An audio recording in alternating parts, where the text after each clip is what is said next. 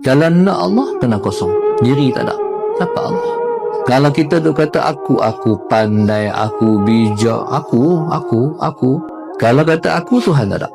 Sebab tu kita, kalau nak Tuhan, kena buang diri. Buang diri bukan buang diri dalam laut. Buang aku tak ada. Sebab itu, kena ambil tu kata-kata tu kenali tu.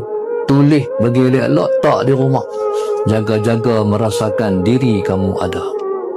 Kalau kamu tak faham, pasal lagi. Bila faham, jaga-jaga merasakan diri kamu ada. Dia jaga-jaga. Pasal apa? Jaga-jaga ni dia macam polis buat tu, siren tu jaga-jaga. Amaran keras. Pasal apa? Sebab dia satu yang berbahaya. Jaga-jaga. Rasa diri ada tu satu yang berbahaya. Pasal apa bahaya? Tak dekat dengan Tuhan. Tu bahaya dia. Jauh daripada Allah. Allah tak jauh dengan kita. Allah dekat dengan kita. Kita yang jauh dengan dia.